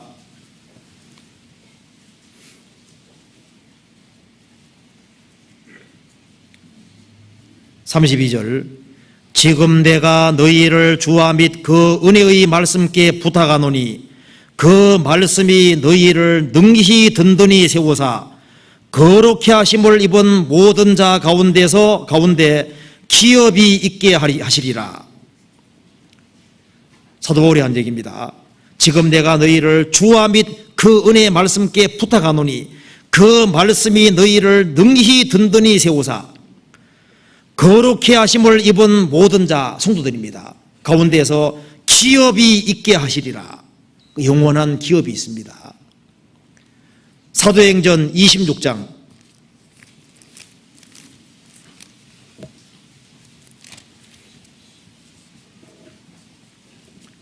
18절입니다. 18절 같이 읽어보겠습니다.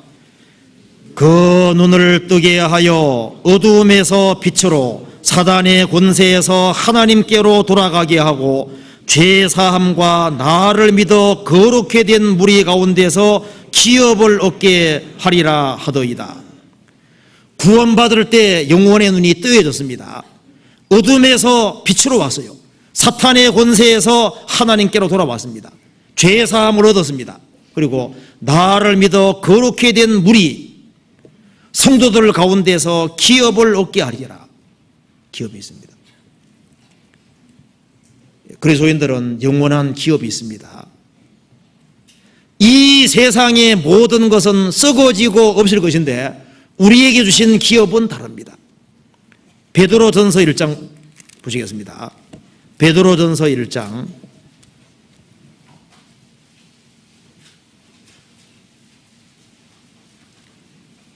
4절, 베드로전서 1장 4절을 보시겠습니다. 같이 읽겠습니다. 썩지 않고 더럽지 않고 쇠하지 아니하는 기업을 있게 하시나니 곧 너희를 위하여 하늘에 간직하신 것이라. 썩지 않는 기업, 더럽지 않는 기업, 쇠하지 아니하는 기업을 있게 하시나니 너희를 위하여 하늘에 간직하신 것이라. 그래서 의인은 땅을 차지할 것이고 주께서 완전한 자의 날을 대의집니다. 완전한 자의 하루하루 삶을 아시니 저희 기업은 영원하리로다. 그리스도인들의 하루하루 삶은 영원한 기업하고 연결이 되어 있는 거예요. 우리가 구원받은 한 날은 영원과 연결되잖아요. 구원받는 그날 주님하고 직접 연결됐습니다. 이 그리스도인의 하루는 세상 사람의 하루하고는 완전히 달라요. 조그마한 다이아몬드 하나를 하고 한 빌딩 속에 있는 모든 유리하고 비교할 수 없잖아요. 평범한 그런 날들하고 격세적인 사건이 있는 한 하루하고 다르잖아요. 다른 것처럼 세상 사람들의 몇 년하고 그리스도인 하루는 완전히 다른 겁니다. 이제 그리스도인이 되고 난 이후에 하루하루를 조심스럽게 살아간 모든 것은 영원한 영광하고 직접 연결되어 있고 영원한 기업하고 직접 연결되어 있는 거예요. 그래서 주께서 완전한 자의 날들을 아시니 저희 기업은 영원하리로다. 그러니까 영원한 기업과 영원한 상급은 하루하루 삶과 연결되어 있는데 그 하루가 영원하고 연결되니까 하루가 얼마나 큰지 모른다 그 말입니다. 이 그리스도인들의 하루의 가치는 영원하고 연결되어 있으니까 얼마나 큰지 모릅니다. 우리가 성도에게 냉수한 거로 줬다. 그것이 영원하고 연결되어 있는 거예요. 구원받은 사람에게 준 것은 영원과 연결되어 있습니다. 우리의 하루가 영원과 연결되어 있다는 것을 알 때 이것이 얼마나 하루가 큰지를 알게 되는 거예요.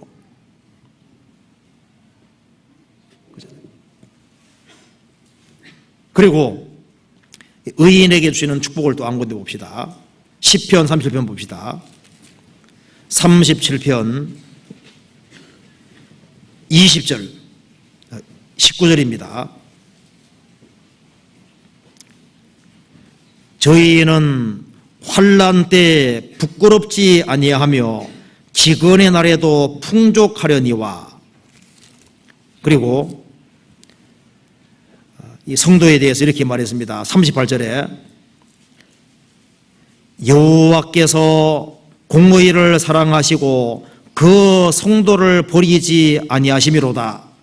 저희는 영영이 보호를 받으나 악인의 자손은 끊어질지리로다. 그리고 39절에 의인의 구원은 여호와께 있으니 그는 환난 때 저희 산성이시로다.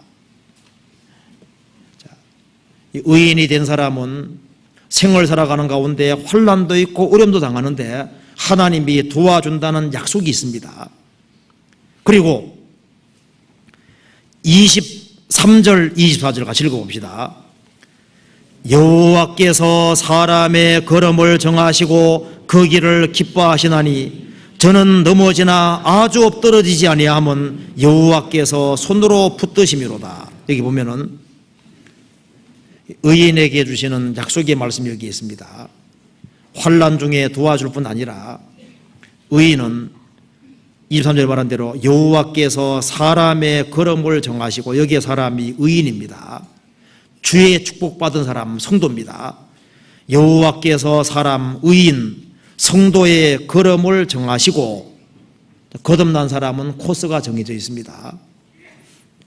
베드로의 코스, 야고보 코스, 요한 코스, 바울 코스가 정해져 있는 것처럼 구원받은 사람은 하나님께서 코스를 정해놨습니다. 여호와께서 사람의 걸음을 정하시고 코스를 정하시고 그 길을 기뻐하시나니, 그 길을 걸어가는 기뻐한다는 겁니다. 그런데 저는 넘어지나, 정한 코스를 걸어가는데 넘어가다가 넘어질 때도 있다는 거예요. 넘어지지만은 아주 엎드러지지는 아니한다. 왜? 여호와께서 손으로 붙드심이로다. 그래서 성도의 걸음걸이는 주님께서 정해놨고 그 길을 걸어가도록 하시는데, 그 길을 걸어가는 가운데 믿음이 연약해져서 넘어질 때도 있다는 겁니다. 그러지만은 아주 엎드러지지는 않을 것이다. 왜? 여호와께서 손으로 붙드심이로다. 성도는 주님께서 손으로 붙드시는 것이 있습니다. 시편 94편 찾아봅시다. 94편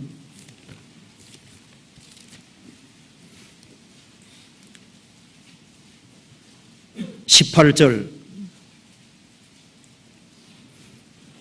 같이 읽어봅시다. 여호와여, 나의 발이 미끄러진다 말할 때 주의 인자하심이 나를 붙드셨사오며. 이 말대로 여호와여, 나의 발이 미끄러진다 말할 때, 이젠 나는 넘어졌다. 그때 주의 인자하심이 나를, 주님이 사랑하시기 때문에 붙잡아 주셨다는 겁니다. 내 속에 생각이 많을 때 주의 위안이 내 영혼을 즐겁게 하시나이다.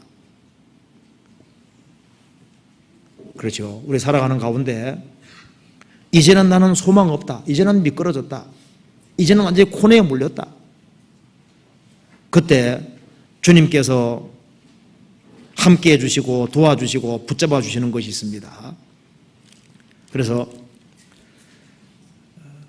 여호와께서 사람의 걸음을 정하시고 그 길을 기뻐하시나니 저는 넘어지지만은 아주 엎드러지지 않습니다. 여호와께서 손으로 붙드심이로다. 주님께서 손으로 붙잡아 주시는 거예요. 그 약속입니다. 그리고 성도는 또 한 가지 약속이 있는데, 주님께서 자손에게 복을 준다는 약속이 있습니다. 거기에 25절 봅시다. 25절에 내가 어려서부터 늙기까지 의인이 버림을 당하거나 그 자손이 걸식함을 보지 못하도다. 저는 종일토록 은혜를 베풀고 구워주니 그 자손이 복을 받는다.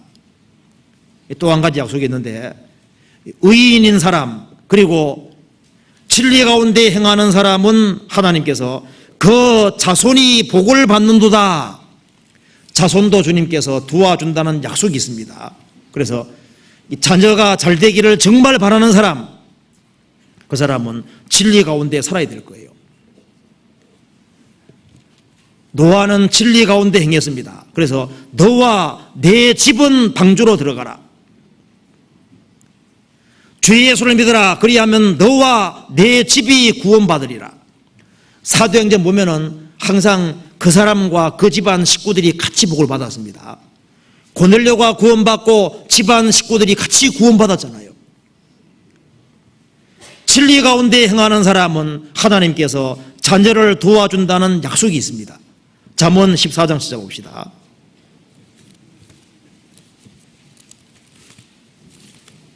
잠언 14장 26절 924페이지입니다. 같이 읽어보겠습니다. 여호와를 경외하는 자에게는 견고한 의뢰가 있나니 그 자녀들에게 피난처가 있으리라. 여호와를 경외하는 자에게는 견고한 의뢰가 있나니 그 자녀들에게 피난처가 있으리라. 주님께서 진리 가운데 행하는 사람은 주님께서 그 자녀를 보실 겁니다. 잠언 20장 7절 같이 읽겠습니다. 완전히 행하는 자가 의인이라 그 후손에게 복이 있느니라. 그 후손에게 복이 있다고 말씀하셨습니다. 자, 악인은 잠시 형통하고 잘 돼가는 것처럼 보입니다. 그리고 악인은 소유를 많이 얻는 것처럼 보일 수도 있어요.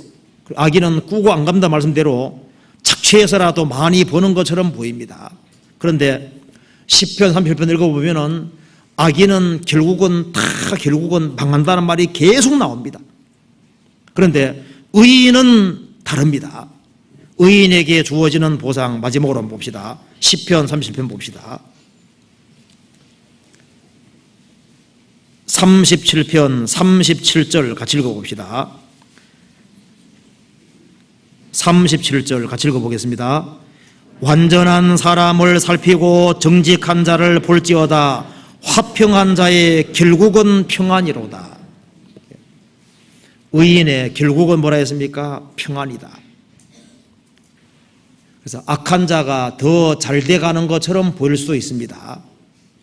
그런데 결국에 가면은 악인은 없어지고 망하는 거예요. 의인은 결국은 화평이로다. 사라는 진리 가운데 행하던 주제였습니다.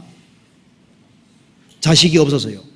근데 인생 말년에 하나님께서 이삭이라는 아들을 주셨습니다. 이삭은 웃음이라는 뜻이죠.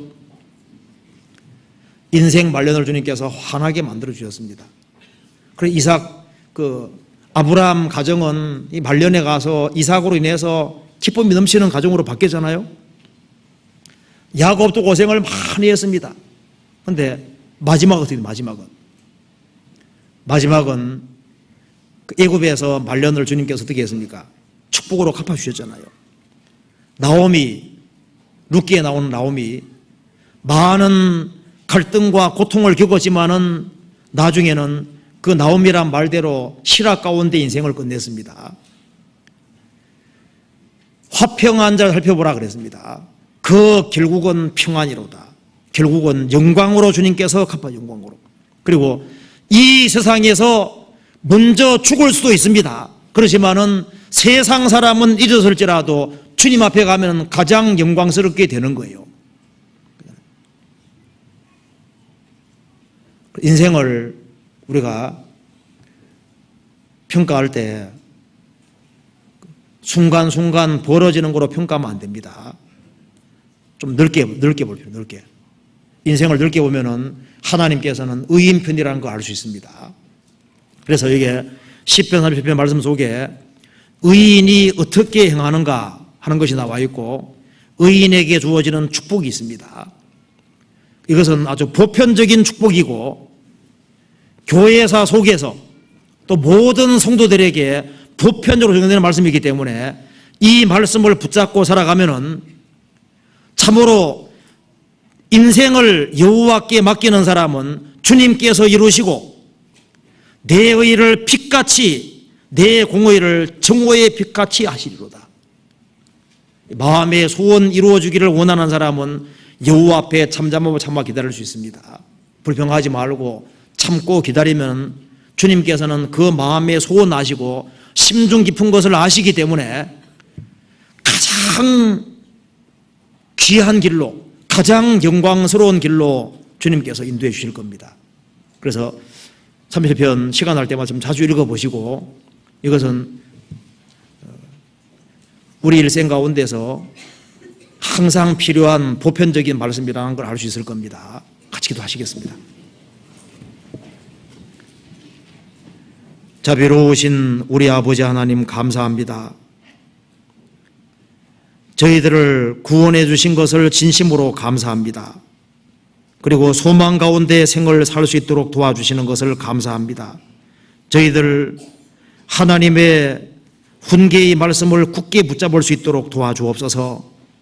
그리고 말씀 가운데 행할 수 있도록 도와주시옵소서. 우리의 행보를 말씀 위에 굳게 세워주시고 하루하루를 근실하게 살 수 있도록 도와주시고 주님의 영원한 축복을 얻는 사람이 될 수 있도록 역사해 주옵소서. 그리고 공주 수양관에서 진행 중인 있는 추계 수양에 말씀 증거하시는 목사님에게 함께해 주시고 듣는 모든 사람 마음을 붙잡아 주시고 이 말씀의 뜻을 깨달아 알 수 있는 지혜를 허락해 주옵소서. 그리고 구원받은 성도 중에 어려움 가운데 있는 분들이 많이 있습니다. 주님께서 일일이 함께해 주시고 주님의 능력으로 함께해 주셔서 주님 도우심 가운데 행할 수 있도록 더욱 도와주시고 인도해 주옵소서. 우리 모든 생에 주님의 거룩한 말씀으로 다스려 주옵소서. 주 예수님 이름 받들어 기도하옵나이다. 아멘. 광고 없으면은 찬송 하나 같이 부르시겠습니다. 492장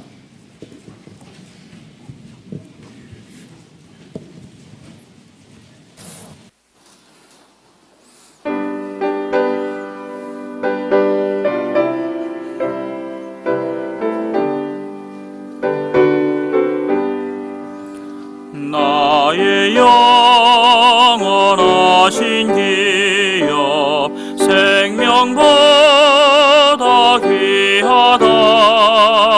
나의 갈 길 다가도록 나와 동행하소서. 주께로 가까이 주께로 가오리. 나의 갈 길 다가도록 나와 동행하소서.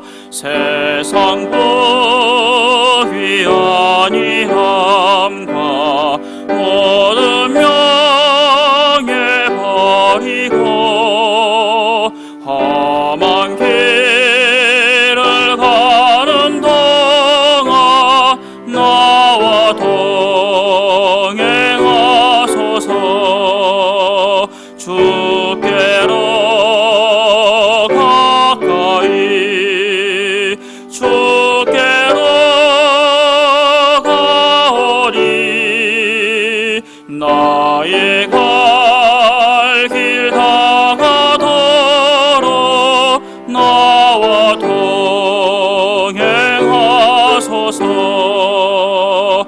어두운 골짝 지나가며 험한 바다 건너서 천국 문에 이르도록 나와 동행하소서. 주께로 가까이 주께로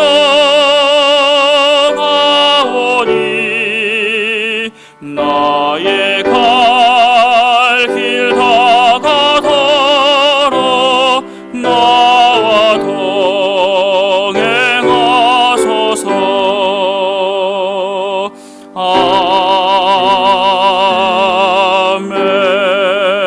아멘. 마치도록 하겠습니다.